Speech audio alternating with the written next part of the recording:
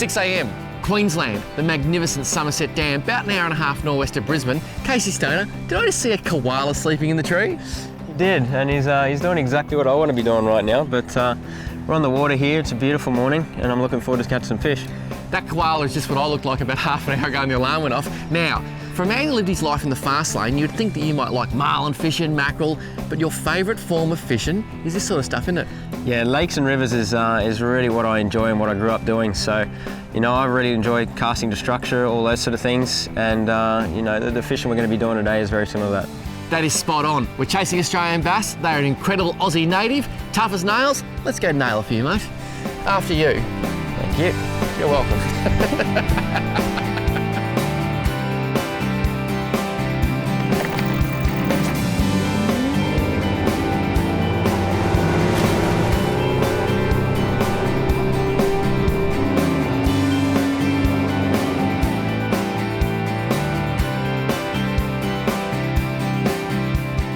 Righto, this is it, boys. Beautiful.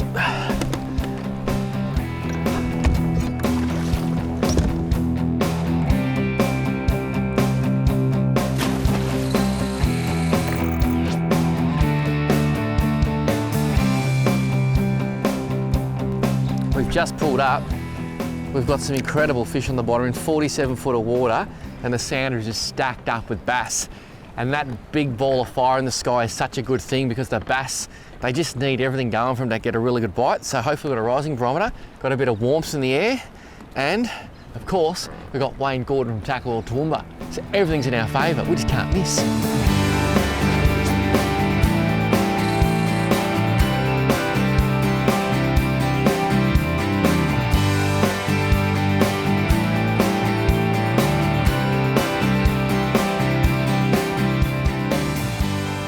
So I'm using an ice jig today, and it's a really interesting lure.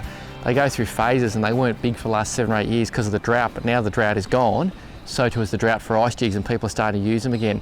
And obviously they were developed for ice fishing overseas. We've got a very small hole in the ice and you want to cover a lot of ground. Oh, it just got bit then. And you want to cover a bit of ground. And the key is the ice jig, when you just give it this little jerk, because of the plane it's got on the back of it, as in a little bit of a bib, it actually moves around. You can get it to circulate and it actually covers water, and it just drives the bass nuts because it's swinging around, moving in their face, and it's all about just a little sharp whack. And if you do that, it'll move all over the place and get a really good action and potentially some really good fish.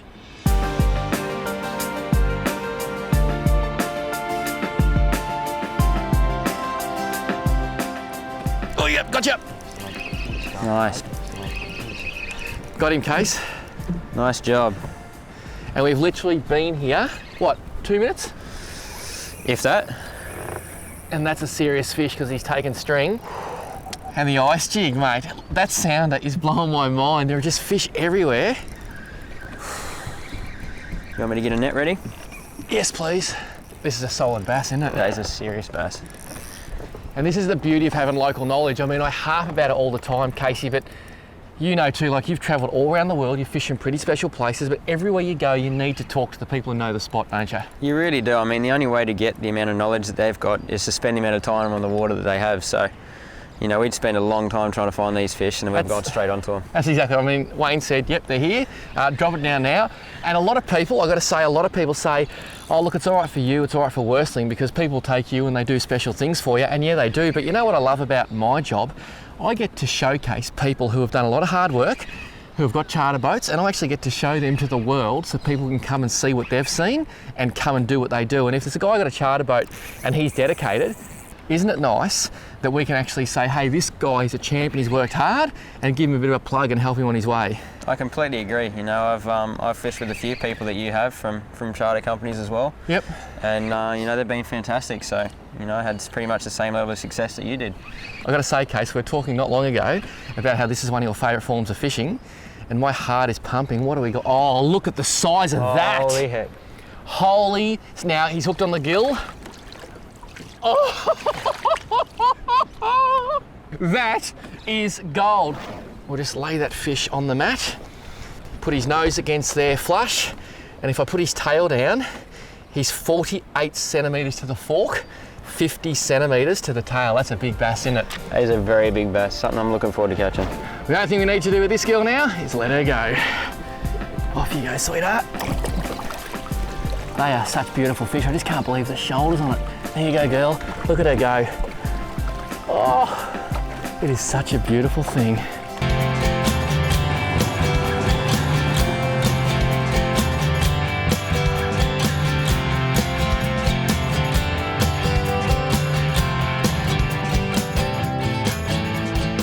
There's plenty of fish on the sounder at the moment, and people often ask why a fish comes up on a sounder and looks a bit like a boomerang or an eyebrow. And it's quite simple. On the back of the boat there's a transducer, and that sends an electrical pulse down in the water.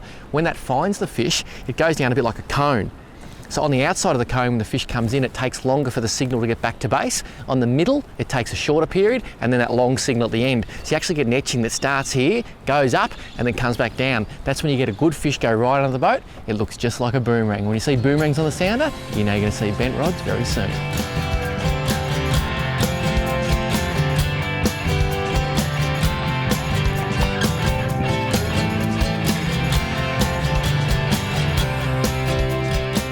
Well, this morning we're fishing not far from the Sommerset Dam wall, and it is a mighty feat of construction.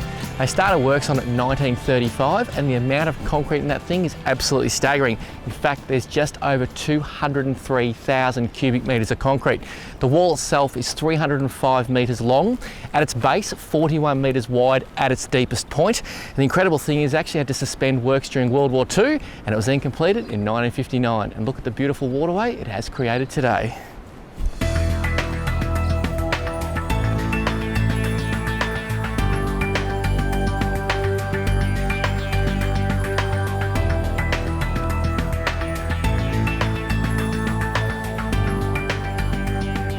Oh, yep. Thanks, a big fish.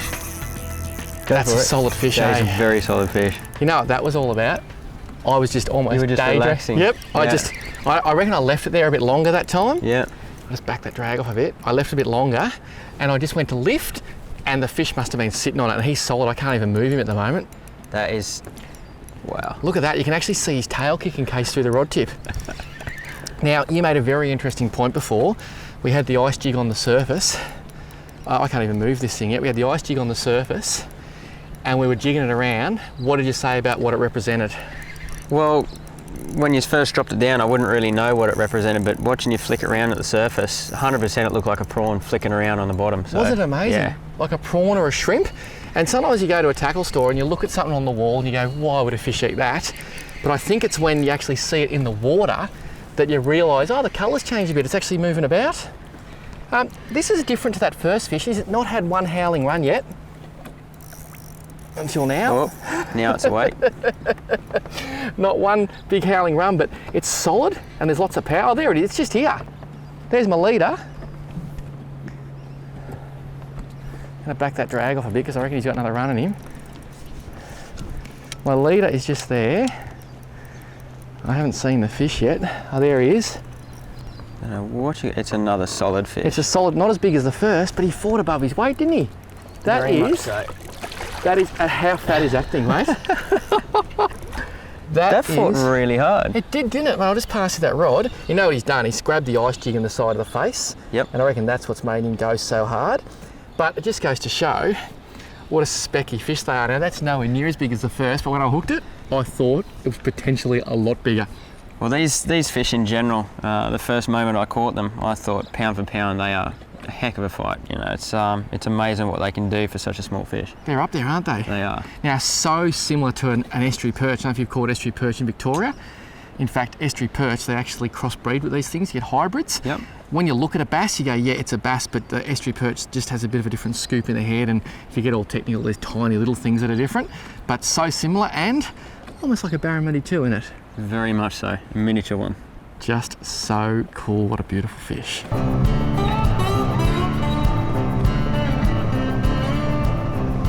Well, we're now driving on the Yabby and Wayne's looking for a new school of fish. One of my fish fell off before. What does that mean we need to find a new school of fish?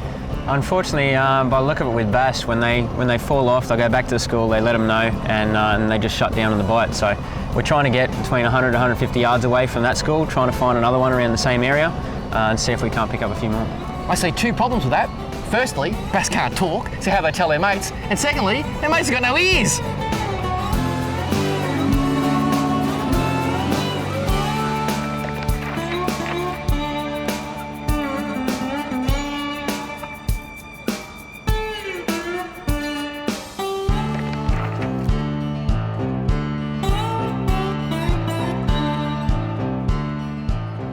Wayne's just marking this spot on the GPS because we've come over some of the best bass we've seen all morning.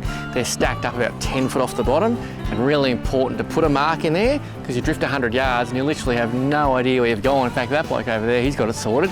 He's put a marker buoy down, so all he does is just drifts away, goes back to the marker buoy and then catches another fish. That is very clever.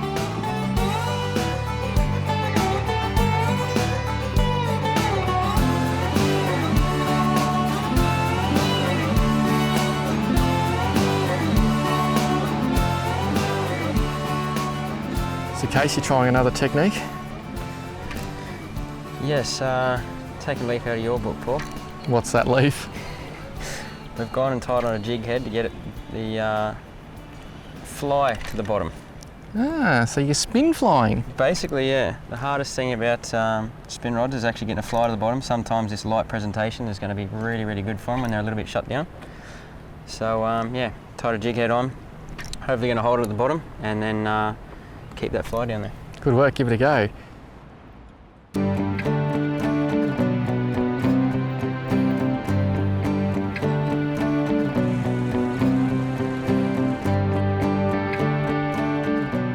The afternoon sun is high in the sky and the fish have shut down a bit.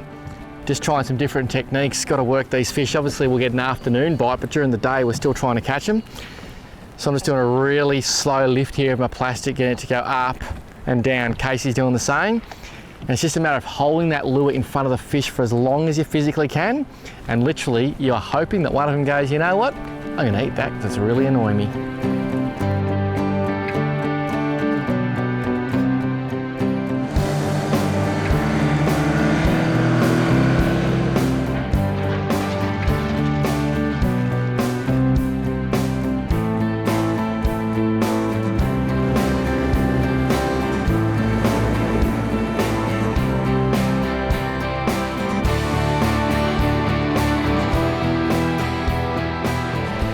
I think it's fair to say the weather isn't getting any better, but we're just giving it one last crack where we actually started this morning. I'll run you through my gear of choice just quickly. Shimano Rarenium 1000 FB CI4, amazing little reel. I am in love with this thing. The rod, it's a Shimano T series. It's the T curve brim spin 691, which basically means 6'9", one piece. Nice light tip, plenty of power on the butt, and of course my favourite 4-pound fins braid. You got 4-pound fins, you can pretty much stop anything in this sort of environment.